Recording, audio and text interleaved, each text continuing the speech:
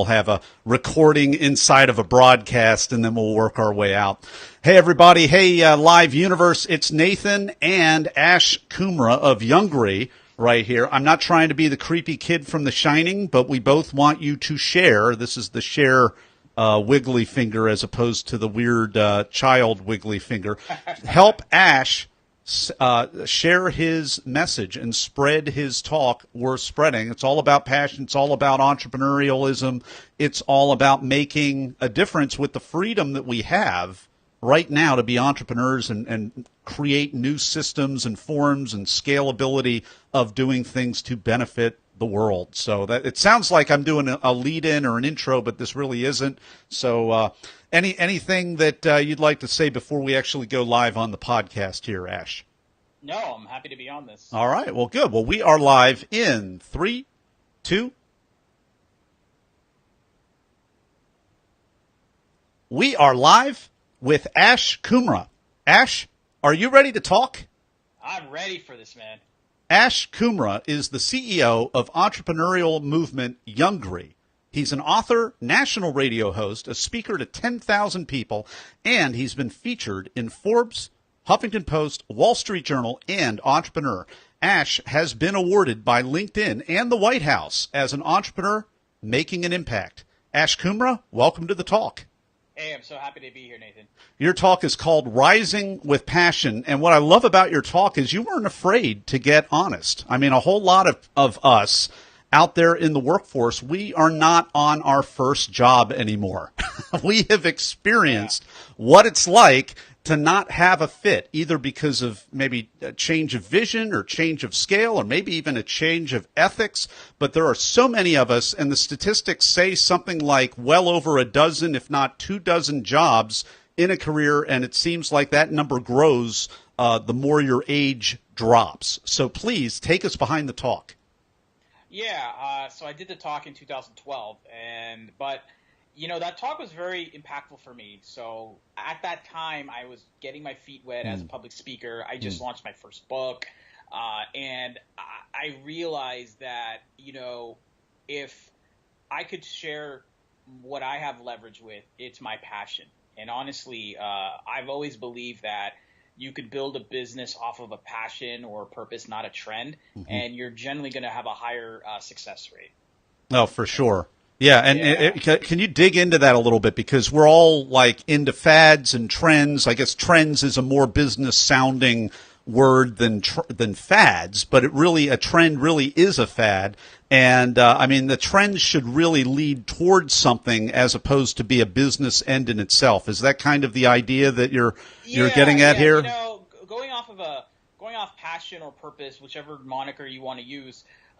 You know, it's kind of going off the basic business fundamentals of like the whole good to great kind of concept, where you're in something for the long game, but at the same time, you're doing something that you actually enjoy, i.e. you're the ultimate customer, versus following a trend, which is just, statistically there's exits or there's ad dollars or there's, you know, all these other external factors which are really out of your control that excite you. And what I suggest you don't do with that is don't do a business primarily on a trend, because if that trend doesn't do well, because you don't have the passion or purpose, you'll crash likely, and you'll either just destroy the business or just feel let down, and that actually hurts your environment. Versus if you're of a passion or purpose kind of driven business, you will do it, and if things don't go well, you'll do what you call pivot, or you'll make a change. But you'll still keep, you know, the fundamentals there. You'll still have that excitement because you know you're in this for the long run. Oh, for sure. And just to speak to this piece for a minute, I mean, we all know, you know, passion is important. I think we'd agree it's not enough. So you have to find that overlap to what the market is actually going to reward you for in, you know, cold, hard cash. And I think that's maybe where other people get a little off on the tangent of the trends and the fads, which is also kind of another ditch on the other side of the road. So what could you say in terms of, make sure it's a fit, make sure it's passion, but also find a way to leverage that and finagle that so that people are actually rewarding you and finding the services and the products that you can provide. What are your thoughts? What have you found to be successful there? Before this interview, I kind of visualized you'd actually ask me this question, so I actually have a good answer for you.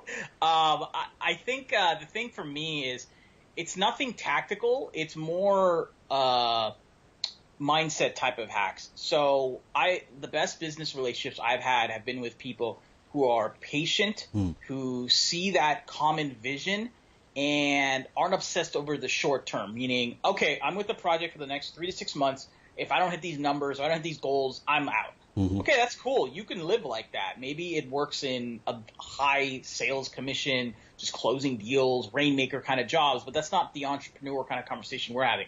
The people who want to help build a business or be part of those founding teams, you got to have that long-term patience. You got to have that long-term, never give up mentality. Don't just throw the towel the first time you hit an adversity. Use that adversity as a lesson to make yourself better. And those types of skills, I feel, make you the best purpose-driven entrepreneur. Oh, and the other thing, I appreciate you mentioning the whole being authentic and being vulnerable. I, even as an entrepreneur, have had to work on being more vulnerable to my team. I'm generally a very positive person. I'm what you call an idealist. I can see the good in everything, but sometimes the way I communicate can come off like I'm drinking my own Kool-Aid and I'm not seeing the light. Actually, I am seeing the light. I just didn't know how to communicate it. So I had to learn that being vulnerable while being an idealist, sharing, listen, I think this is the greatest thing in the world, but by the way, I had to go through XXX to get there. Or by the way, these are the things that are still in the way. I need your help on that. I think those kinds of skills are going to make you the best passion, purpose-driven kind of entrepreneur there is. Well, and vulnerability is the new authenticity, which is the new leadership from what everybody seems to be saying right here. So tell us a little bit about your team. What are you working on right now? How do you motivate them? How do you demonstrate authenticity and vulnerability to them in similar ways? Yeah. So my current focus right now, as of this interview, is what you mentioned, Youngry. And even Youngry, we had gone through some changes. So we initially started off as a content news kind of destination promoting, we called ourselves the ESPN for entrepreneurship, basically. But as we went through some changes, we realized that it wasn't enough. And we realized, how do we go deeper with our community of millennials and early stage entrepreneurs and rising young professionals? And we realized mentorship is the thing that we want to really master. So for the last almost year now, we have been building out our brand to be more of this mentor kind of platform. So we put on events and conferences. Next year, we're launching a kind of a mentor on demand app. And then from a business to business standpoint, we have a marketing agency that's been working with some individuals and companies who want to better understand that millennial influencer marketing kind of world. So what are millennials in particular? What are they looking for in mentors? They're looking for two types of mentorship. One is tactical, like how are you more productive? How are you getting things done at a more efficient time? And on a more personal side, how do you handle it? How do you juggle it? How do you stay ambitious yet have a personal life? What sorts of people do you look for to be mentors? Is there a kind of a checklist or a criteria or just relationship? Do you bring your own mentors into this, or does it work some other way? Or? No, I think it's interesting you say that. So we actually are in the middle of launching an actual physical academy, and we're going to have actual mentors there in Southern California. And we literally had this conversation last week on how we're going to do this. And here's what we realized. The mentors have to be not told, but shared in advance the expectations of what they need to deliver and what the audience member should expect. But you can't go beyond that. You can't go below that. So it's actually more on our kind of onus. I kind of have that philosophy of, everything starts from the leadership level. So if we have bad mentors, it's on our end that we didn't communicate or we didn't recruit the best mentors or we didn't get the best entrepreneurs to get the experience. So we are creating the system so that the right mentors, likely will be in. They are known what to do. They don't go above certain things. They don't go below certain things. So adding that systematic approach is something that we're really excited about. Well, it sounds like you're in the middle of a culture building project, a massive one. We are. Yeah. Yeah. I mean, our tagline is, young in spirit, hungry in ambition, and I definitely live that. I never give up. I'm always hungry. I'm never settled. The singles and the home runs are great, but it gets us closer to that bigger mission or passion to succeed in, which is such a big goal. We've been enjoying this candid conversation with Ash Kumra. He's the CEO of Youngry. And in just a moment, we're going to pivot over to you, Talk Universe, because we know you have ideas also that can change the world. And we're going to talk about that in just a moment in the Blitz Round. And we're back with Ash Kumra. It is time for the Blitz Round, in which I ask Ash two either-or questions. Actually, either-or, when I asked Ash a series of either-or questions related to the preparation and performance of his not particularly recent branded talk, but they're good for you today. And we're going to jump on that. And actually, I might just have my audio guy just edit that whole piece out, because that sounded horrible. I'm going to lead right back in. Oh, my gosh. We are back with Ash Kumra. It's time for the Blitz Round for You Talk Universe. I'm going to ask Ash a series of either-or questions related to the preparation and performance of his branded talk. Ash, are you ready to rock? Oh, I was born ready for this. Let's do it. Okay. Hey, first question. Were you selected to speak, or did you apply? I was selected to speak. All right. Are you a memorizer, an improviser, or a blender? I'm an improviser. How does that work for you? Great. Can I go further into that? Sure. That's a follow-up question. Yeah, okay, great. No, this is a great question. The form of mentorship that I give is in the communication realm, like public speaking, how to position yourself in interviews and things of that sort. And I always tell people that don't memorize, either outline, but also master that quick-witted conversation piece, meaning, the awkward conversation when you're in a room with 5 people and you don't know anything about them. No one wants to be the first one to say something, but you say something and everyone just jives. Master that trait, improvising. I use that very well, and I'm always improving that.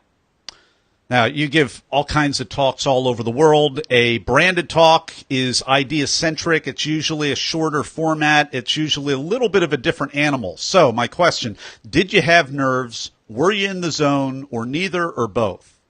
No, I'm in the zone when I do my communications.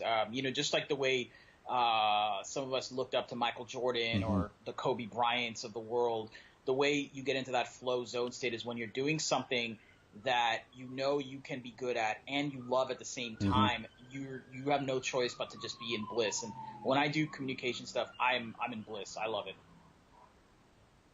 Going to wait for just a moment for the ambulance or the cop to get the bad guy, and we're gonna cut this out of the audio, just that last little piece. All right, next question for Ash. This is the cut for time question. What was the most painful part of your talk, if you can remember, for you to actually have to cut out? The length, actually. I wanted to go further into the initial story of how I met that very successful person and how he made me realize that life is too short and that, don't sacrifice what you're happy and purpose on just for money. I wanted to go even further into that, but I had a limited time. Yeah, we all do. Talk Universe, that's the biggest thing, is the limited time, and you'll definitely see that when you come to it. Next question, what is a tip, a technique, or a tool that helped you? Visualizing the speech before it was done. What in particular do you do to visualize? Because I used to visualize all the bad things that happened because I thought I was being humble, and I know everybody that doesn't work, and I doubt that Ash did that. I don't have a complicated system. I just close my eyes and I literally visualize myself talking, giving the speech, sharing the moments, things of that sort. And what would you say is the biggest challenge of that particular talk? The biggest challenge is, so you want to be unique, but you also want to have a similar energy to the other speakers. And so realizing that it's not about you conforming to them, It's about you just doing the best version of yourself, and that'll automatically just be the best way to blend your energy. We've been enjoying the Blitz Round with Ash Kumra, and in a moment, we're going to pivot right back to him for the final word of advice. But before we do that, I want to let you know where you can go to check out some of the projects he's working on, as well as check out his talk, Rising with Passion. If you don't want to type that into YouTube, you can go to our show notes page at bethetalk.com. We will have a clickable link to that, as well as you can connect with Ash Kumra at youngry.com. It's a Mac mashup, right? Young and Hungry, right? Yes. Youngry.com, YOUNGRY.com. And in just a moment, we'll be right back with Ash Kumra because it's time for the Blitz Round. And we're back with Ash Kumra. It is time for the final word of advice for Talk Universe. Well, going off what we had talked about originally, choose a purpose, not a trend. If you want to be an entrepreneur or if you want to join a company that you really want to be in the long run with, because purpose-driven businesses will make you more happy, more fulfilled. You'll grow more. Yeah, there might be some humps, there might be some hurdles. Listen, I'm telling you, I'm always dealing with that, even with my current venture. But the purpose side of the business, why I'm doing it, is why myself and others who are doing their ventures will succeed in the long run. Ash Kumra, thank you so much for coming on the talk today and sharing your wisdom with Talk Universe. Happy to be here. Thank you.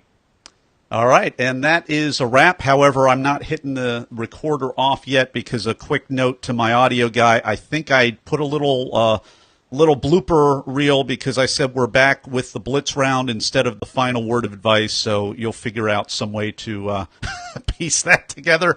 And with that, I'm going to shut off the audio. All right, well, hey, this is why everybody likes to tune into Facebook Live, because they get to hear all the little bloopers and you know how a real true professional like the both of us deal with that. So well, thank you for this. You're welcome. Hey, we're still broadcasting, so anything that you want to say in closing to Live Universe here?